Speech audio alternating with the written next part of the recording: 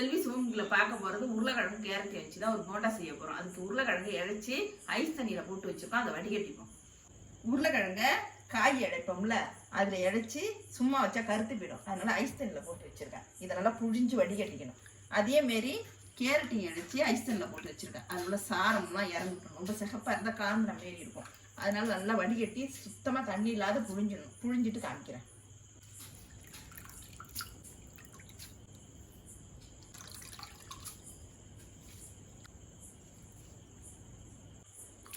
இதேமாரி கேரட்டும் புழிஞ்சு எடுத்துக்கணும். 2 உருளைக்கிழங்கு இழைச்சி வச்சிருக்கேன், ஒரு கேரட் இழைச்சி வச்சிருக்கேன். இந்த உருளைக்கிழங்கு இழைச்சி என்ன செய்யணும், ஐஸ் தண்ணியில் போட்டு அதில் ஒரு குழகுழப்பு இருக்கும். அந்த குழகுழப்பு இல்லாத நல்லா புழிஞ்சு எடுத்துக்கணும். அப்போ தான் நல்லா இருக்கும் போண்டாவுக்கு. இந்த உருளைக்கிழங்குலேயே இந்த கேரட்டையும் போட்டுக்கணும். ஒரு பச்சை மிளகாய் நைஸாக அரிஞ்சு வச்சிருக்கேன், கொஞ்சம் கருவேப்பிலை நைஸாக அரிஞ்சு வச்சிருக்கேன், அதையும் போட்டுப்போம். இந்த கப்பால் 1 கப்பு சோள மாவு எடுத்து வச்சிருக்கேன், அதை போட்டுப்போம். இந்த கப்பால் 1 கப்பு கோதுமை மாவு எடுத்து வச்சுருக்கேன், அதை போட்டுப்போம். மைதா மாவும் போல, நான் கோதுமை மாவு தான் போடுறேன்.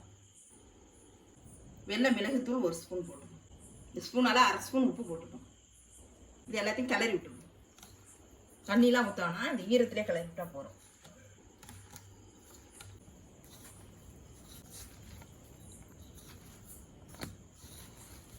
இந்த அளவுக்கு நல்லா பிசைஞ்சாச்சு.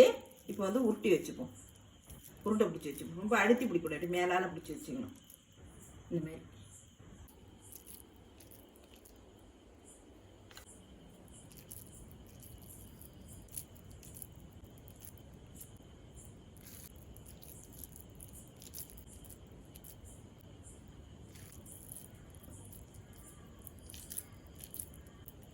இதேமாரி எல்லா உருண்டையும் பிடிச்சி வச்சுட்டு காமிக்கிறேன். எல்லா உருண்டையும் பிடிச்சி வச்சாச்சு. இப்போ எண்ணெயில் போட்டு பொரிச்சுப்போம். சட்டி காஞ்சிட்டு எண்ணெய் ஊற்றிப்போம்.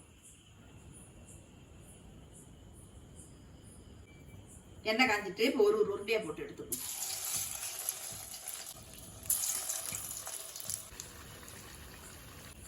ஒரு பக்கம் வெந்துடுச்சு, இப்போ பரட்டி போட்டுப்போம்.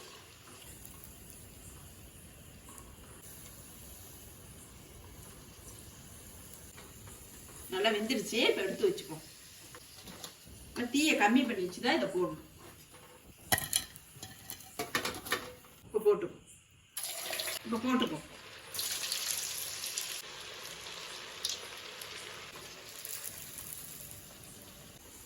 ஒரு பக்கம் வெந்துடுச்சு, இப்போ பரட்டி விட்டுப்போம். இப்போ 2வது நடை வெந்துடுச்சு, எடுத்துப்போம்.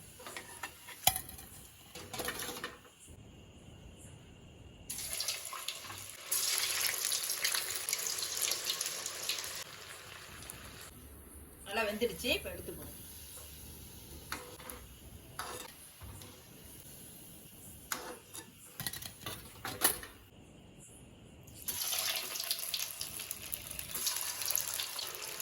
எல்லாத்தையும் போட்டுட்டு சாப்பிடுறேன்.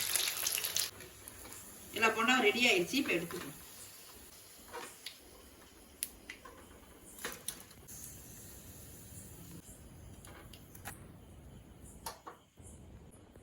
சூப்பரான உருளைக்கிழங்கு கேரட் போண்டா ரெடி ஆயிடுச்சு. இந்த வீடியோ பிடிச்சிருந்தா லைக் பண்ணுங்க, ஷேர் பண்ணுங்க, சப்ஸ்கிரைப் பண்ணுங்க, கமெண்ட் பண்ணுங்க. நன்றி, வணக்கம். நீங்களும் அதுமாதிரி செஞ்சு பாருங்க.